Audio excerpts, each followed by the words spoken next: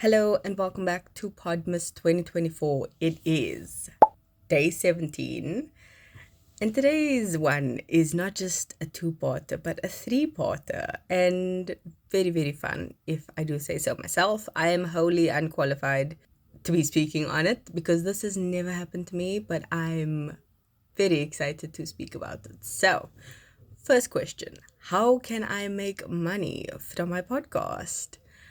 I haven't, so I can't speak on that, but I will. So just hang on. Number two is, how can I get sponsors for my podcast? And question number three is, are there other ways to make money from a podcast? And yes, there is. So I'm not sure about all the ways you can make money, but there are a few. And I'm going to be reading from my notes, so I apologize if I keep looking away. So if you are a YouTuber, as in you put your podcast on YouTube, you can get monetized and earn money from that, which is an option on how you can make money from your podcast. There are also people who are lucky enough to perhaps work with a production company or a company that creates podcasts or multiple podcasts and earn a salary from that, aside from bonuses from sponsorships and things. So that is another option. If you are someone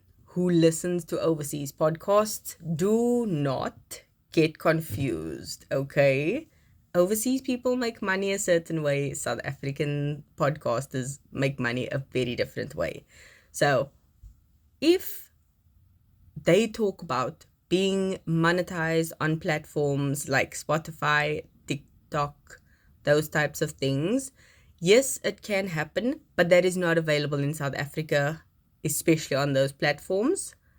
It is true for them, but not for you. Just understand that.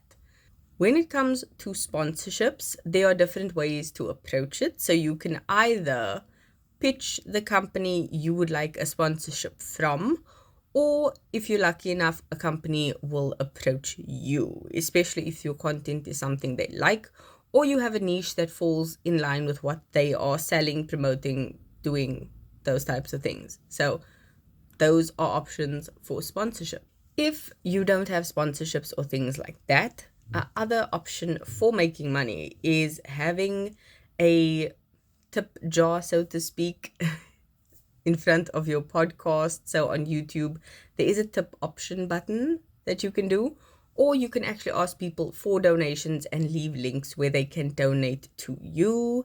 You can also put up a paywall. So Patreon is a good example, and then also YouTube memberships are a good example of this, because you can have people pay for bonuses of your content. So if you are someone who maybe uses explicit language or discusses sensitive topics and you have to censor them every time, you can offer an uncensored version of that podcast to your people behind a paywall. If you also do that, you can include things like bonus content in terms of an additional video or live Q&As that only your members have access to, things like that, and then have different tiers for different members, which is a good option. Another thing I wrote down is merchandise. So if you have something that is iconic or classic to you, either like a phrase or an image or something like that, you can actually make merchandise from that and then sell that. That can be an additional form of income from your podcast.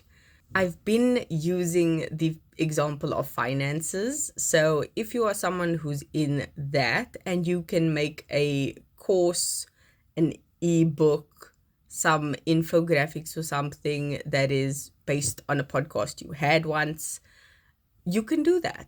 That is a way to make money. You can sell that to people and they can buy it from you, or even templates like for Notion or for Excel or something like that. You can make templates and then sell them.